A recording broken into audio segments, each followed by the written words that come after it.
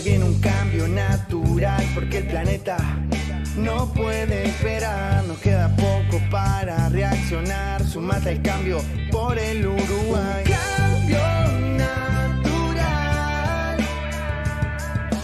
no puede esperar. Por el Uruguay. Un cambio natural.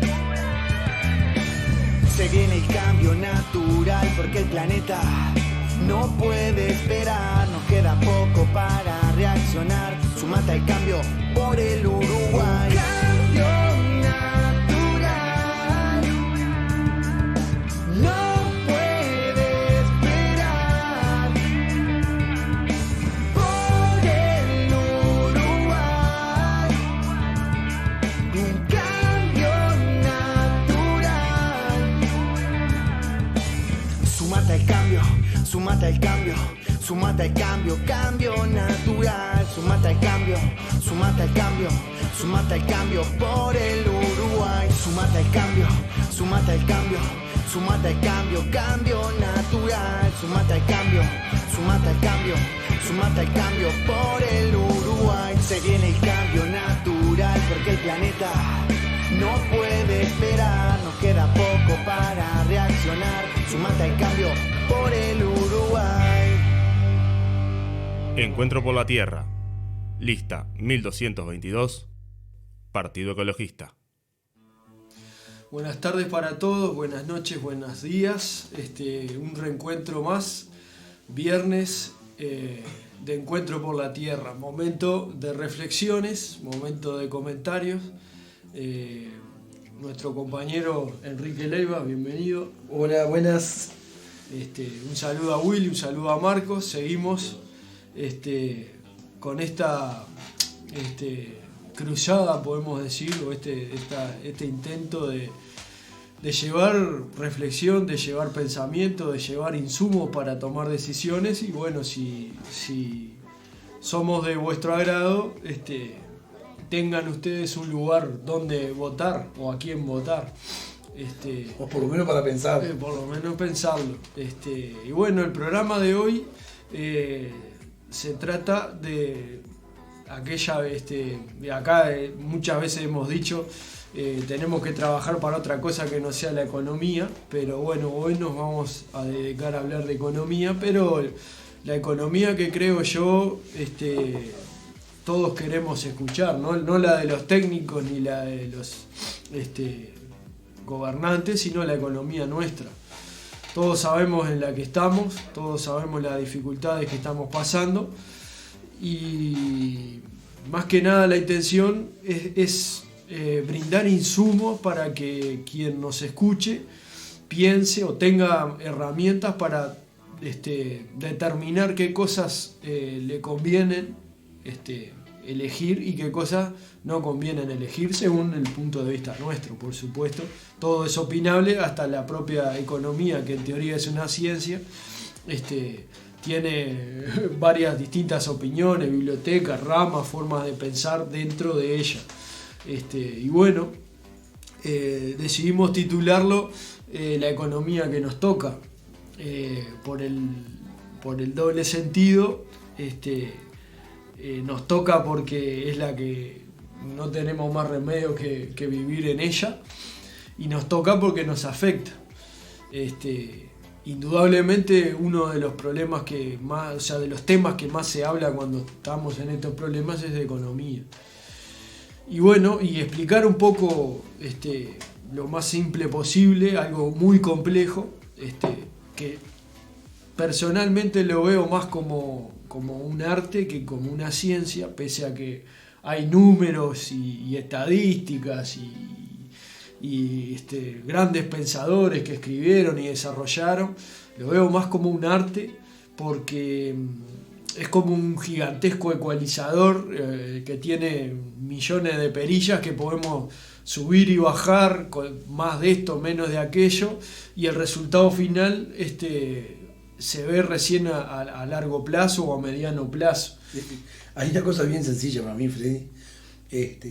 Cuando los economistas te hablan del PBI, Hay un poco que es un lenguaje propio de los técnicos, ¿verdad? Sí. Y cuando te hablan del PBI, es decir, uno está familiarizado con eso, pero en sí, la gente que sabe. Por eso, ¿Ah? por eso. Me acuerdo, la promesa a Fray Bentos Sí. fue llevarles una planta, una pastera, para generar trabajo, ¿verdad? ¿No? Sí, claro. O sea, que la economía que le tocaba a Fray Bentos, o lo que le tocaba de la economía era salario, trabajo, ¿verdad? Sí. Tomé un taxi una vuelta allá y el taxista me empezó a explicar las ventajas de tener a Botnia en aquel momento allá. Si bien no le estaba generando trabajo, le aumentaba el PBI al departamento. Ajá. Entonces le venía más dinero de rentas generales, porque rentas generales distribuye los fondos con las intendencias de acuerdo al PBI de cada intendencia. Ahí está. Entonces la ventaja para Fray Bentos fue que los transformó en economistas a todos. Claro, pero ahí... No les dio trabajo, pero volvió economista. Pero ahí, por ejemplo, vemos que cómo debemos de tener claro de qué se habla cuando se habla de todas estas cosas. Porque el comentario que hace del taximetrista, le vienen más ingresos, pero son derivados de impuestos. No, a él no le venía más, claro. Derivado de impuestos. Por eso, pero No en es sí ganancia. no había ningún beneficio. No había ningún beneficio. Nada. Porque Botnia en ese momento, ahora UPM, no aporta impuestos. Nada, es decir, lo ponía el Estado. Por eso Entonces, ¿para qué traer un UPM o una Botnia? Para que recauden, para que les vaya un poquito más vale cambiar los indicadores, Claro. directamente vayan y presenten, que se cambien los indicadores y le den más guita y chao directamente. No es lo mismo un empleo, digamos, productivo que un empleo público. No es lo mismo un dinero productivo que un dinero público. No, pero además esto es una extracción de riqueza al país, ¿ah? No quedaba nada, no quedó nada, no se generó empleo, no Todavía nada, sigue funcionando. no nada, para maquillar números, Claro.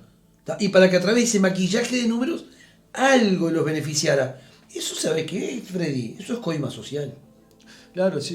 Eso es coimear a un pueblo, Sí, sí, ¿tá? sí. Para que acepte algo. Chao. Sí, claro. Eso es coima social, no hay otro nombre. Por eso que es importante brindar herramientas y explicar estas cosas que no sé si alguno las ha escuchado, pero no son muy comunes, no se escuchan demasiado. Estas cosas que se dicen, pero a medias, no se explica toda la letra. Los gobiernos te la van a arreglar y para mí es bien sencillo porque te la van a pintar siempre que con ellos vas a ganar. Y bueno, de repente, mirá, si nos sentamos a chupar nosotros en un lugar, nos sentamos a tomar una cervecita, y entra Paco Casal, y pasan los de estadística y censo y miden la riqueza De la mesa. en ese momento, la riqueza de la mesa o del bar, y somos todos ricos. Claro. Sí. Eso es uno de los principales, una de las principales críticas que le hago a la economía, ¿no? Que se basa en promedio, estadística, en porcentaje, y la gente no es ni promedio ni estadística, la gente son personas con sentimientos, con dificultades, con gustos, con elecciones, con cosas que hacen que no se contemplan en los números fríos. Por eso que es importante discernir bien qué cosas nos están diciendo cuando nos prometen ahora en estas etapas de promesas electorales, qué es lo que nos están prometiendo en realidad. Pero mirá, si vas al caso, uno tiene que ver también lo cualitativo y lo cuantitativo, ¿no? Y en general la economía no mide tanto lo cualitativo. Claro. Tiene mediciones a nivel cuantitativo y no cualitativo. Para mí el ejemplo claro en el tema, por ejemplo, de la alimentación. Vos te puedes alimentar de determinada manera, es decir, todos los días, y bueno, sí, yo tengo cuantitativamente estoy recibiendo una dieta satisfactoria, pero cualitativamente podés estar desnutriéndote. Sí, también eso Y eso es literal, o sea, eso que no es un ejemplo, es literal. Sí, es literal, claro. Es decir, te llenan a pan y no te nutre. No, o podés ganar un salario llevándolo bien a la práctica de la gente, podés ganar un salario que en cifra es es bueno, vos decís, con esta plata, tantos dólares en otros países, no sé qué, no sé cuánto, pero resulta que llegado el momento de cubrir gastos, no alcanza, ¿no? Entonces, la economía se fija en determinadas cosas, pero no se fija en la paz de la gente, en la felicidad de la gente, que no necesariamente tiene que ser económica la felicidad, pero ya que entramos en temas de ¿Vos economía... sabés que hay países que están midiendo, si bueno, están utilizando... acá como- no se está olvidate. midiendo. Acá, sí, Acá es lo que te iba a si decir. midieran la infelicidad puede ser, pero están midiendo ya como indicador la felicidad, Claro. como indicador de resultados. Habría que población, la analizar felicidad. cómo lo hacen, pero está así el título está A ver, el interesante. título y si realmente, es decir, se miden medianamente, si medianamente se da como resultado que la felicidad de la población pasa a ser un indicador relevante, es satisfactorio. Ya por lo menos avanzó algo. El tema que hoy creo que más aqueja a la gente es el empleo. Puede estar la seguridad, puede haber otros que estén medio cerca, pero el empleo, tenerlo, si lo tenés que te dure, si te dura que te alcance, pero sobre todo pienso yo siempre, porque soy un trabajador, lo duro que es no tener empleo y Bueno, buscarlo y no encontrarlo.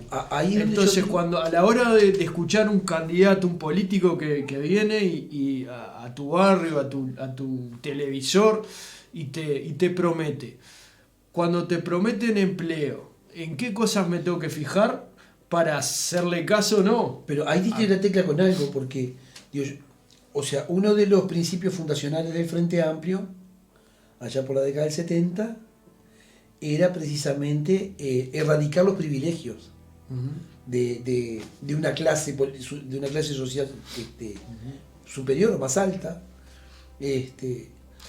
eliminar esos privilegios que tenían, ¿no?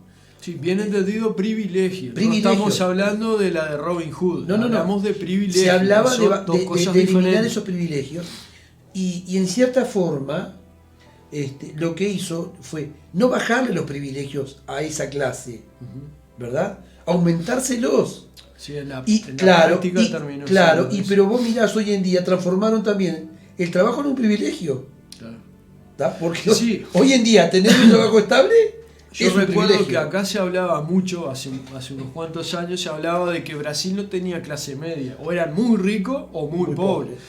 En Uruguay, gracias a estos últimos periodos de gobierno, se está volviendo eso. Gente que se ha enriquecido, gente que ha ascendido socialmente, pero con el costo de que mucha gente socioeconómicamente baja y baja y baja y a priori con la apariencia de no poder volver a recobrar sus viejos estadios socioeconómicos. Entonces, por eso plantear esto públicamente. ¿Qué cosas son un caballo de Troya? ¿Qué cosas son un verso realmente? Cuando se nos promete empleo. Hubo un candidato hasta hace poco que prometía 100.000 puestos de trabajo. Otros candidatos prometen Claro, pero- inversión pública a troche y moche. Ojo que del propio Frente Amplio llegaron a validar esa afirmación de Sartori, planteando una cosa, de que ellos habían creado 300.000 puestos de trabajo. ¿No? Sí, esa cosa está bueno aclarar. ¿Qué es? Creamos 300.000 Claro, puestos hay de que trabajo. ver también que De eso- los 300.000 puestos, no manejo cifras, por supuesto.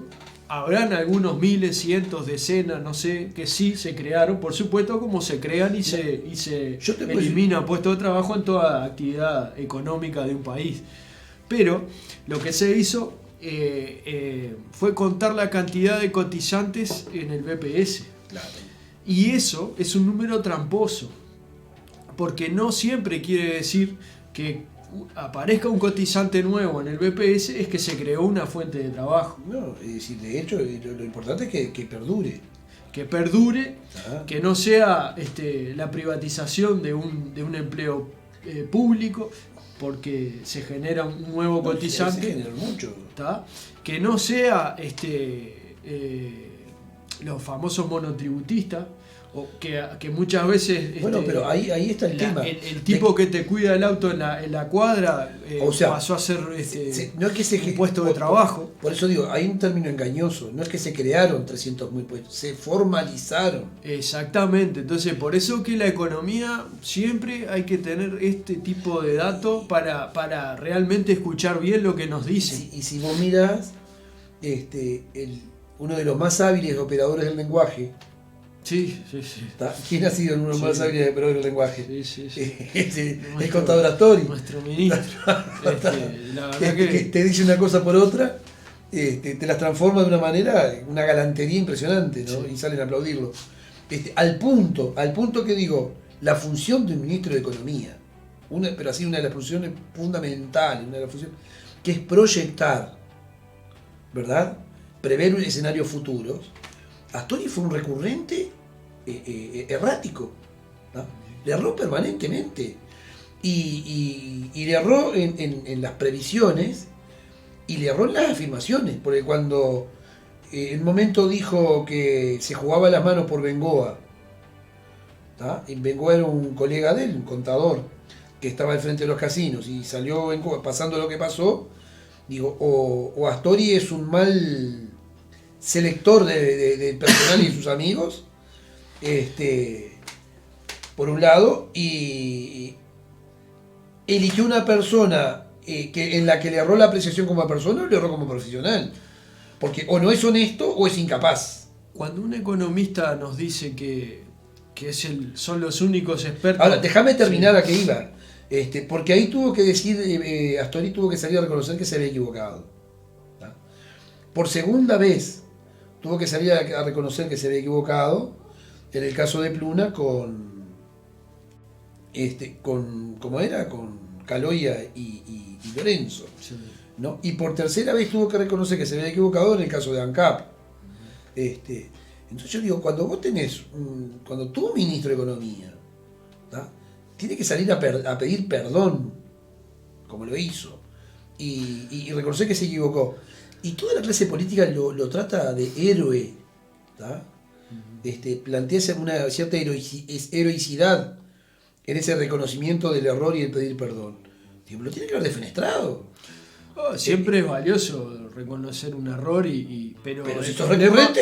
El problema es cuando es recurrente y cuando son errores que creo yo nos cuestan muchísimo y un principiante lo haría. Claro. Porque cuando se lo trata a este hombre como una eminencia en economía, formado, bueno, se le está brindando una confianza terrible. Lo que vos digas está bien. Claro. Ahora, y cuando se equivoca, no le endilgamos nada. La misma importancia, o sea, el mismo grado de... O sea, cuando alguien que sabe teóricamente mucho le acierta, es un genio. Pero cuando alguien que sabe mucho no debería de equivocarse o los errores deberían ser muy pequeñitos, nadie lo castiga, es que, acorde a los aplausos cuando acierta.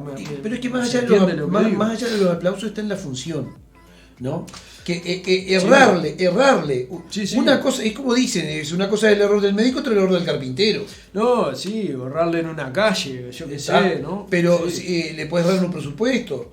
Pero si le estás errando vos en una planificación económica. Hay momentos que realmente dudo si esa planificación existe. Bueno, eso digo, no existe. Por eso. Yo, vos, sinceramente. Vos hablabas de una cuestión y yo te decía que cuando planteaste el tema para hoy, ¿tá? Planteaste poner el debate en la mesa un modelo contra otro. Sí. ¿No? Dos modelos dentro del mismo sistema capitalista, cómo se contraponen uno con otro, ¿no? Que es el neoliberalismo que estamos viviendo hoy, con un modelo más indulgente que sería el modelo de Keynes, ¿no? Claro, neoliberalismo es que suena a término político, pero en realidad es economía pura. El liberalismo es un sistema económico en el que el Estado prácticamente queda a un costado, no regula demasiadas cosas. Es la desregulación de todo. Es decir, lo que busca es la máxima desregulación posible, ¿no? Liberalismo por la libertad del capital, del dinero, de los empresarios, no tener demasiadas reglas que cumplir y por lo tanto desempeñar su tarea con la libertad mayor, absoluta. Estoy hablando de que retenciones impositivas, pero también estoy hablando de reglamentaciones laborales, derechos laborales, todo eso se desregula, desaparece, pero bueno, para que el capital pueda hacer mejor su trabajo, ¿no? Más claro, echarle agua, digo, está en el contrato que se firmó con UPM, donde hay una desregulación en materia laboral. Antes de que se construya 2 ladrillos uno arriba del otro, ya hay un marco hay jurídico, una cláusula de paz de parte de claro, es decir, se planteó con el PIT-CNT, ahí va, de los sindicatos. Se planteó con el PIT-CNT un protocolo de actuación que prevé, es decir, lo que hizo básicamente fue sacar del marco regulatorio de estándar, digamos, el escenario laboral que va a generar UPM. Y no solo UPM, sino además que todos los asociados a UPM, ¿no? Antes que se nos vaya el tema por otro lado, aclarar. Las herramientas que otorgan, que brindan derecho a los trabajadores, en sí son mejoras, son cosas que son positivas para la sociedad, porque la sociedad somos todos, y tener derechos que nos ayuden a mejorar, a mantener digamos, actividades sin las mayores dificultades, eso sería bueno. El problema es cuando, lo que hablábamos, vos decías, un martillo es un martillo, un cuchillo es un cuchillo, ¿tá? Podés usarlo para cocinar o para degollar gente, ¿no? Entonces, los derechos laborales son buenos per se, porque son, digamos, posibilidades, herramientas que tienen los trabajadores para cuidar su punto de vista, su lugar en la sociedad. Pero mal utilizados no son tales. Entonces, hablábamos del liberalismo, y el neoliberalismo es una reversión de esta... una versión más profunda, más intensa todavía. Más intensa, que abarca no solo las economías de los países, sino ya entra en cuestiones de legislación, de derechos. Es decir, busca eliminar las fronteras. O sea, por eso. Vos hoy en día tenés que las multinacionales no reconocen fronteras. Exacto. Y negocian ya directamente con los estados, ¿no? Con los gobiernos de los estados, sí.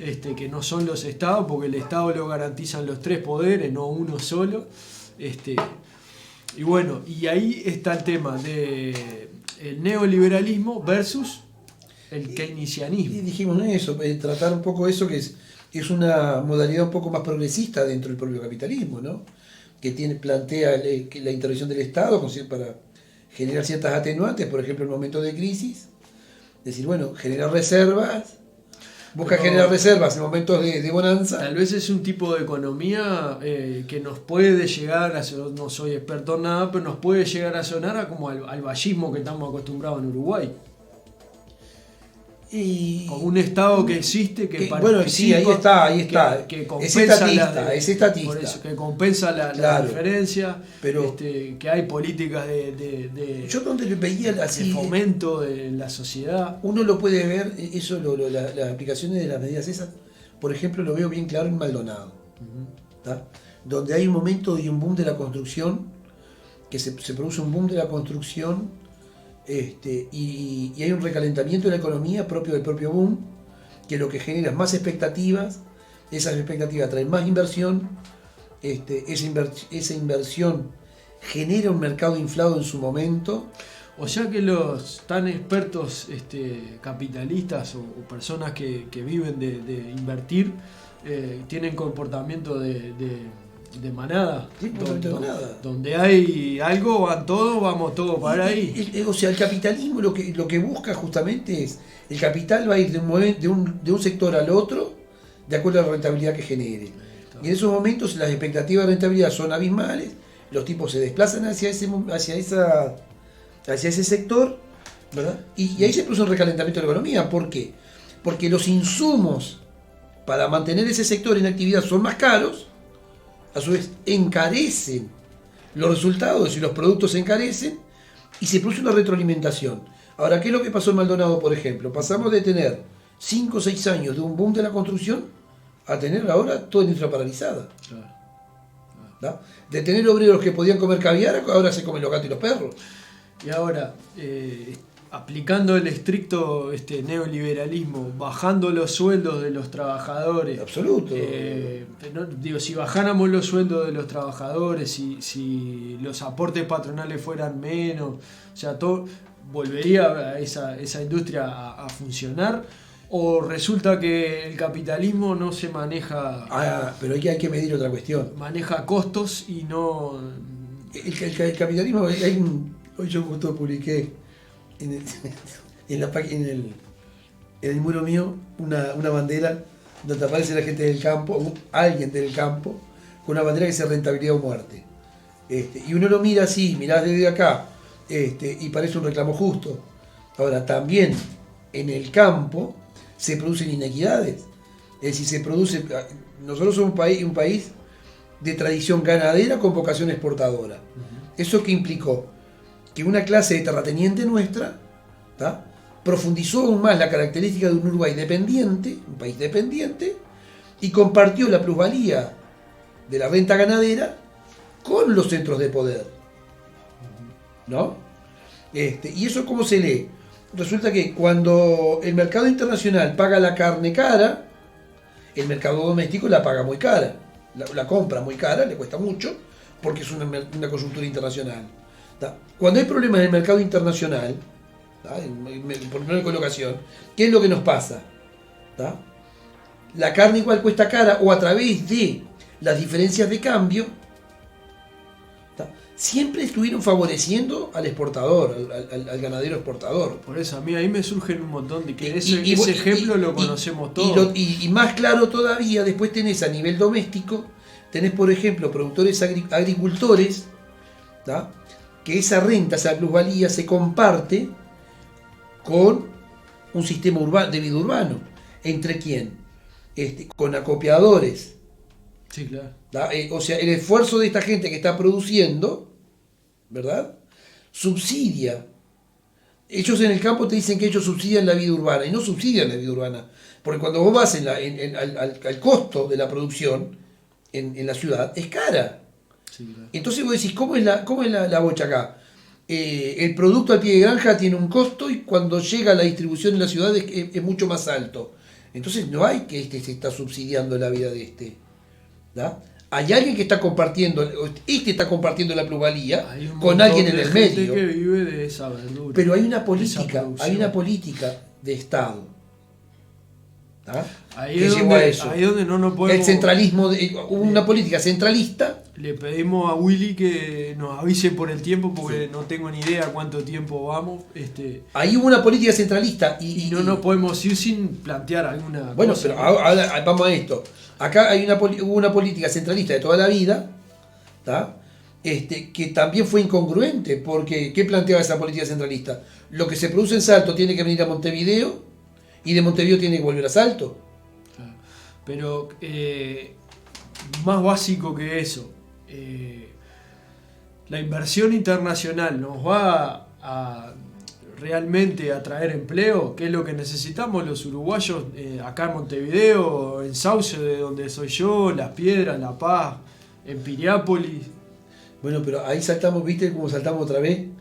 A esos mecanismos de compartir plusvalías. Sí. Que yo decía, la plusvalía de la renta ganadera, los terratenientes nuestros la compartían con los centros de poder. Hace 2 o 3 días se reunió el presidente Vázquez con directivos de UPM. ¿Quiénes eran los directivos de UPM? Uno de ellos era Solari, que es uno de los contratados, ¿verdad? Jean Bruno y Solari, son los 2 representantes que firman, ¿verdad? Y Juan Otegui, ¿qué hacía ahí? ¿No? Juan Otegui es uno de los directivos de UPM acá. Ahora, me suena más que es un empresario que está compartiendo esas plusvalías que se generan en la actividad, ¿no?, y que son parte de esa nueva oligarquía que está apropiándose de esas plusvalías. Por eso, ¿no? las ganancias. Entonces, la inversión extranjera directa, Sí. La mal llamado, bien llamada inversión extranjera Sí, directa. que podemos, no debemos solo centralizar en UPM. No. Yo ahora me acuerdo del IFAN que vino a Sí. invertir cosas y hasta el presidente salió a dar la vueltita en la camioneta. Bueno, no me acuerdo bien, era una maravilla que viniera el IFAN. En su Era- momento Dirox en San José también. Por eso, hubieron varios O sea, más- ejemplos cosas hay mágicas pila. de eso. El tema es que En Las Piedras hubo una también. grande. UPM es el caballito Sí, batalla, es el está emblema. vigente, los otros ya se No, fundieron y además, se fueron. es un caso emblemático porque transforma la economía del país. Sí, y Este sí. caso sí transforma la economía del país. Lo que está planteando es que nos volvamos un país de economía forestal. Eso No. implica un nuevo modelo, Y productivo. yo quisiera saber si digamos, las cosas que se hacen o se admiten o se financian para que la empresa venga se han hecho antes en el Uruguay. Pero, Yo a creo ver, que es la primera vez que a se ver, hace tanta cosa para que una empresa a venga ver, a que el poner Estado, su planta acá. que el Estado asuma la inversión de una infraestructura Por a eso. pérdida absoluta, como es la vía del ferrocarril. Es la vía, es la exoneración de impuestos. Pero arranquemos con es la vía, arranquemos con la vía. En la vía del ferrocarril, ¿tá? El Estado invierte a un costo de a razón de 130 millones de dólares por año durante 18 años, ¿tá?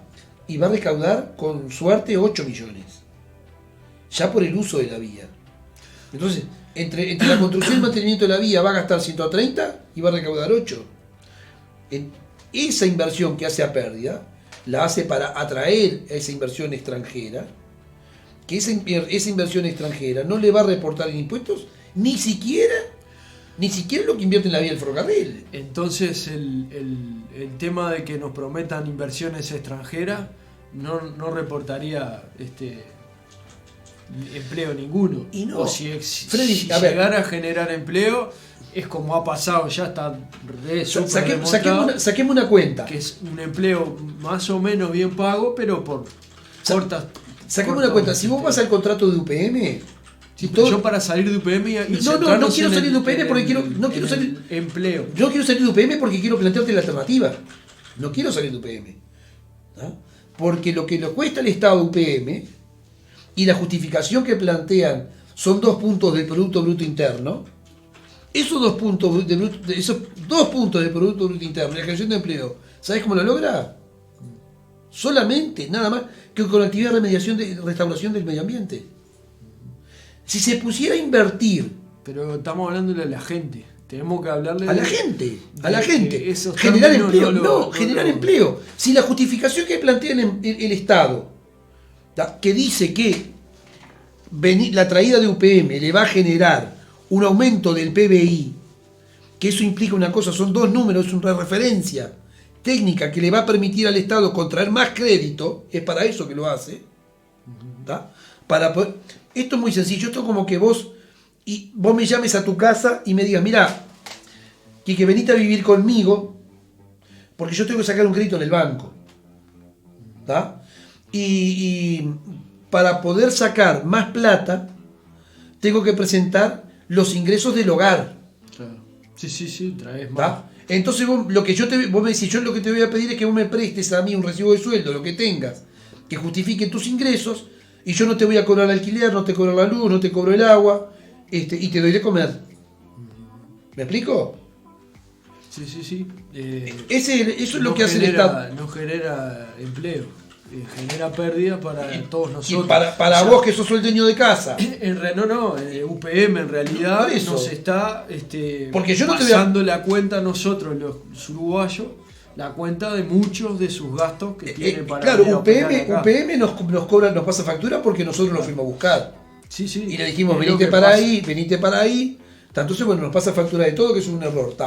Por eso muchos economistas y gente del propio frente te dice, me parece que fue una mala negociación, pero que UPM es bueno, dicen ellos.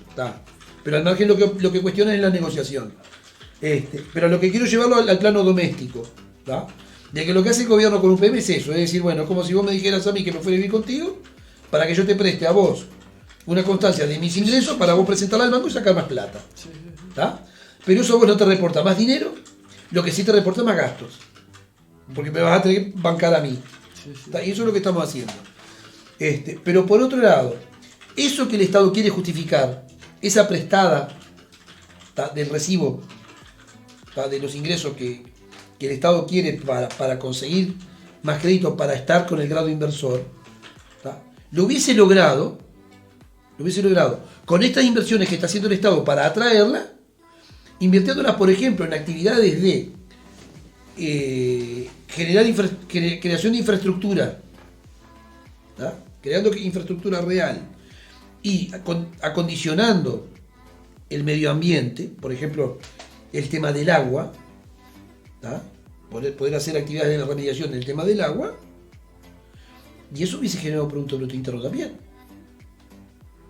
Sí, Rossi ha hecho mucha obra. Claro. Y hubiesen hecho mucho más cosas en ese sentido. El problema es que la reactivación de la economía con la inversión pública se debe hacer en contraposición con esta disparate que es la atracción de inversión privada desde el exterior. La inversión pública se debe hacer de manera no solo eficiente, sino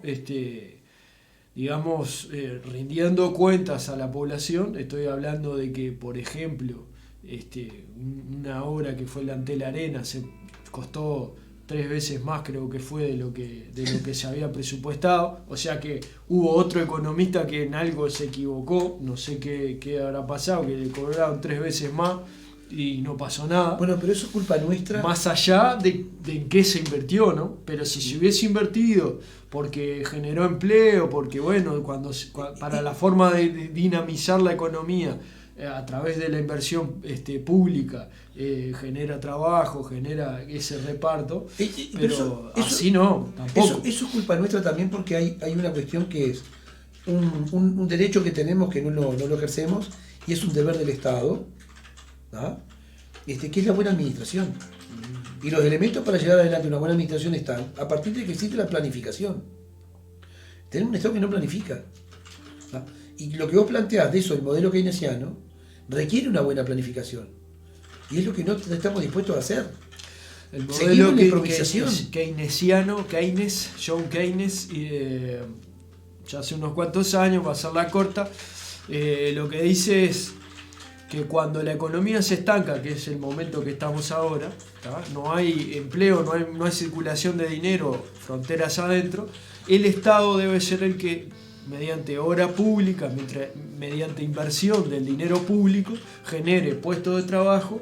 Al generar puestos de trabajo, con la inversión, genera poder adquisitivo en la gente empieza a gastar su sueldo en esto, en aquello, y ahí la economía vuelve otra vez a marchar. Esto lo hemos escuchado sin saber que eso es keynesismo, ¿no? Bueno, pero eso además trae una condición, que cuando el Estado invierte con estas características, invierte en condiciones para desarrollo. Exactamente. Genera condiciones para el desarrollo, es como una infraestructura, y no esto que hoy invierte para quemar. Por eso, es una de las aclaraciones que está bueno hacerlas para saber. ¿El Estado invierte o gasta? Cuando hace eso, el Estado invierte. Y acá tenemos gasto. Acá tenemos. Hoy estamos con un 5% de déficit fiscal. Un grado de corrupción enorme, porque los gastos públicos no solo no tienen límite, sino que no se sabe bien, porque un dinero que no es mío lo debo de rendir, ¿no? O sea, mirá, gasté esto, aquello, me gasté 2 litros de esto, pero todo. Estamos pero acá no se hace. Estamos todos aceptando y justificando un Estado ineficiente que nos pasa factura permanente. Exacto. Por ejemplo, nosotros tenemos hasta en las tarifas de luz, o sea, los servicios públicos, estamos pagando un impuesto encubierto, y lo aceptamos. Por eso cuando nos quejamos de lo que cuesta las tarifas públicas, estamos pagando todo eso. Estamos pagando la ineficiencia, y lo han dicho, porque la ganancia que generan estas empresas, la mayor parte es volcada a rentas generales. Claro. Sí. Entonces, un Estado que gasta dinero, no solo que no debe, sino lo hace de mala forma, y en cuestiones que no contribuyen con la poner en marcha de nuevo la economía, el movimiento, el circulante de dinero en el país, dan el resultado, el fruto que estamos asfixiados los uruguayos, debiendo mucho dinero al exterior como sociedad, sin mira de que se genere empleo, que es lo que necesitamos, porque primero lo primero, ¿no? La mejor forma de distribución de la riqueza es el empleo, bueno, de calidad, lo mejor pago posible. Pero ¿qué pasa? Cuando eso se vuelve tan pesado para determinados sectores productivos, termina, como planteaba vos, el de la bandera que decía rentabilidad o muerte. ¿tá? Las empresas necesitan ciertos márgenes de ganancia para poder subsistir. No debemos ni de irnos al extremo de que las ganancias sean un disparate cuando se desregula el mercado y te pagan el sueldo que quieren, te toman el tiempo que quieren, te despiden, no sé, te hacen cumplir tareas que no están remuneradas con tu sueldo, yo que sé, un montón de cosas que... O el otro extremo, el que estamos más o menos ahora, tenemos sueldos que han mejorado, pero en desmedro del empleo, o sea, cada vez hay menos empleo, los aportes patronales son carísimos, los impuestos que cobra el Estado por tener un empleado son muy caros, el Estado le cobra impuestos al empresario altísimo, le cobra impuestos al trabajador altísimo, cobra impuestos al consumo carísimo, las tarifas públicas que pagamos todos, estar reteniendo dinero que es un disparate. Entonces es todo un cóctel que se está dando perfecto para ir hacia la coalición. Vos estás yendo de lleno al tema del déficit fiscal, ¿tá? Es decir, hay un déficit fiscal producto de ese mal gasto y que evidentemente no se cubre con las actividades que desarrolla el propio país. Claro. Entonces, ¿qué hay? ¿Un problema de productividad? Hay un cierto problema de productividad, ¿tá? ¿Hay un problema de rentabilidad? Hay un cierto problema de rentabilidad, pero hay un problema que es estructural, ¿tá? Y es cómo se corrige eso. Y la única forma es modificar, claro. Volver para atrás, empezar a repensar todo el tema fiscal. Acá hay un tema, por ejemplo, Uruguay tenía un ejemplo clarito. Uruguay tenía un monocultivo que era la remolacha, ¿verdad? Que se plantaba la remolacha para la producción de azúcar. La remolacha en su momento, los monocultivos, evidentemente, como todo monocultivo, termina deteriorando la tierra. Muchos que podemos plantear desde el punto de vista ambientalista, uy, qué suerte que terminaron con el tema de la remolacha. Evidentemente, generaba muchísimo empleo, ¿no? Volcaba al mercado un bien. Si lo miramos desde el punto de vista, ecológico, natural, de la salud humana incluso, no es tan necesario el azúcar, ¿no? Pero bueno, está implantado en la dieta de la población y era un bien de primera necesidad, que era abastecido por el mercado local. Y en un momento el Estado decide que no éramos competitivos a nivel internacional para producir azúcar, entonces lo primero que se plantea es, bueno, vamos a bajarle el precio. Estaban evidentemente regulados, ¿tá? Baja el precio el precio de la remolacha, o sea que el productor empieza a producir a pérdida, ¿tá? Es decir, lo que se le paga al productor está por debajo del costo.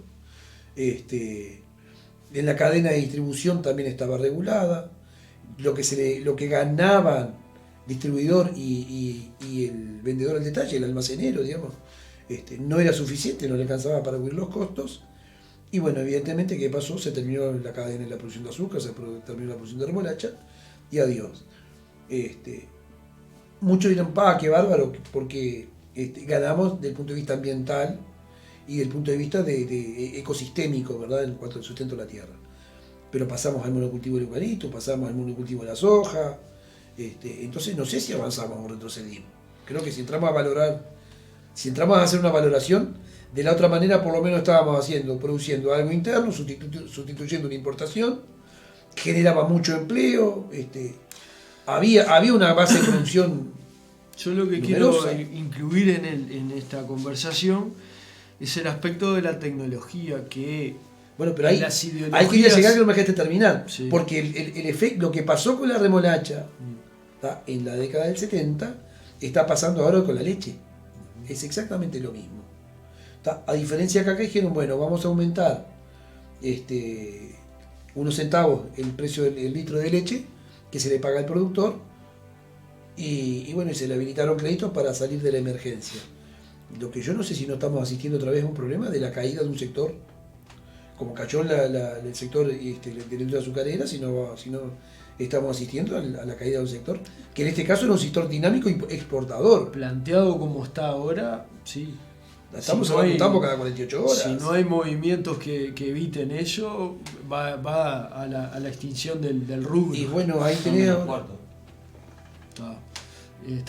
Tenemos que redondear. Vos llegaste al punto de la tecnología. dijiste. Por eso, porque se aplica rapidito, se aplica como es recetas económicas viejas, o sea, capitalismo, liberalismo, perdón, que es un sistema capitalista, se aplica el neoliberalismo, se aplica el keynesianismo reversionado de hoy día, que se aplicó en Argentina, mal se aplicó acá en Uruguay, ¿tá? Y mal en Argentina también, ¿no? Pero no se recuerden, cuando prometan empleo con determinadas medidas políticas, recuerden que la tecnología está suplantando la mano de obra. O sea, no es directamente proporcional la creación de empleo con la inversión.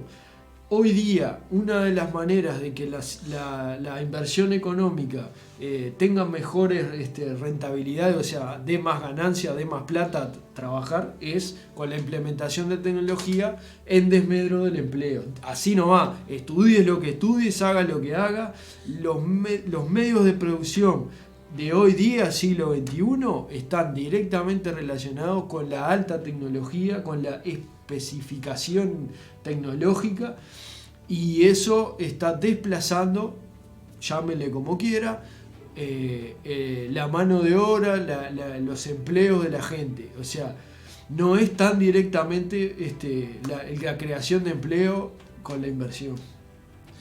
Bueno, ahí hay un tema que, si vos mirás lo que ha hecho esa inequidad cada vez mayor de las multinacionales, las grandes empresas, ¿tá? Con las empresas locales y las grandes empresas con las pequeña y mediana, es precisamente la tecnología. O sea, generalmente, ¿qué es lo que pasa? ¿Qué es lo que lleva al crecimiento ilimitado de esas grandes empresas? Es la combinación, lo hemos dicho varias veces creo, es la combinación, ¿tá? De la extracción ilimitada de los recursos naturales, o sea, todo ese liberalismo con que se le permite la extracción de recursos naturales, combinado con la aplicación de tecnologías, ¿tá? Eso lleva a un agotamiento más rápido del recurso, evidentemente un mejor enriquecimiento de esas empresas, pero también es que hay ahí pérdida de calidad del empleo y pérdida de la capacidad de generación de empleo. Claro. Sí. Si tu puesto de trabajo lo sustituye una máquina, lo que nos dicen los gobernantes de este periodo y de algún otro, estudien, muchachos, actualícense, estudien. Y yo me pregunto en mi casa, escuchando eso, ¿qué es lo que tengo que estudiar para conseguir un laburo? Bueno, pero el propio presidente, el propio candidato a presidente del Frente Amplio está diciendo que no sabe cuáles serán los puestos de trabajo que se crearán dentro de 5 años. Entonces, ¿cómo podés proyectar un país? ¿Cómo podés pensar gobernar si no sos capaz de orientar, de dar pautas claras hacia dónde tenés que dirigir tu vida? Por eso, cuando se habla de estas cosas en países en serio, es porque está planificada la economía, va a ir hacia allá, esto va a cambiar de acá para acá. Muchachos, estudien para este lado, búsquenle por este lado, porque se agota. Bueno, acá no pasa eso. Es que si nos vamos a... Es decir, los regímenes esos que han sido cuestionados, que se dicen que son inviables, que son aquellos de la economía de planificación central, ¿tá? Pero nos venimos a esto, donde lo de Uruguay lo de Uruguay en sí es un combo que se tomó lo peor del socialismo y lo peor del capitalismo, se batió un poquito y se puso a andar. Y que terminamos en una política, un modelo económico que es un dejar hacer, dejar pasar. Sí, el desmantelamiento de lo que conocíamos como país, desde la A hasta la Z, va quedando menos del Uruguay. Queda poco de tiempo, tenemos que redondear, y bueno, el mensaje con esto es que que tratamos de plasmar es difícil porque hay que dominarlo y sobre todo los académicos están muy empapados del tema y eso no les permite ver otros puntos de vista. Entonces, por eso es que sin estar para nada, hablo por mí, calificado para hablar de esto, hay que plantear otros puntos de vista para que quien nos escucha tenga otras herramientas o por lo menos escuche otras cosas que no sean siempre lo mismo. Bueno, de mi parte, un saludo para todos, muchas gracias. Bueno, y lo mismo. Lo único que quiero cerrar dejando por lo menos un mensaje esperanzador, que hay formas de aplicar tecnologías, incluso con capacidades regenerativas, y encarar sistemas productivos a partir de eso. Y que bueno, están apareciendo indicios acá en Uruguay. ¿No? Hay gente que está haciendo incluso producción regenerativa de suelos, producción ganadera y producción hortícola a partir de la política de regeneración de suelo, práctica de regeneración de suelo. Siempre hay otra forma de hacer las cosas. Bueno, es una forma de empezar. Un abrazo, saludo para todos.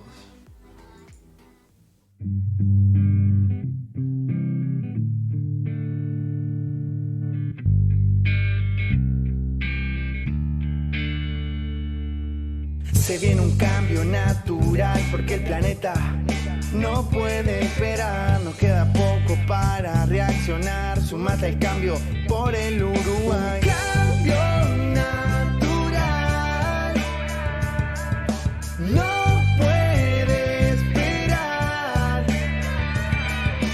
Por el Uruguay. Un cambio natural. Se viene el cambio natural porque el planeta no puede esperar. Nos queda poco para reaccionar. Sumate al cambio por el Uruguay. Cambio natural no puede esperar. Por el Uruguay. Un cambio natural.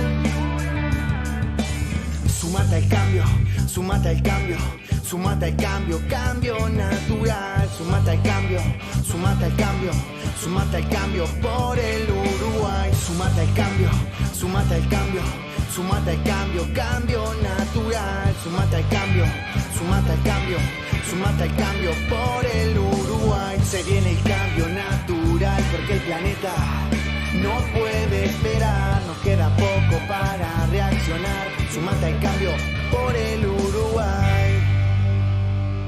Encuentro por la Tierra. Lista 1222. Partido Ecologista.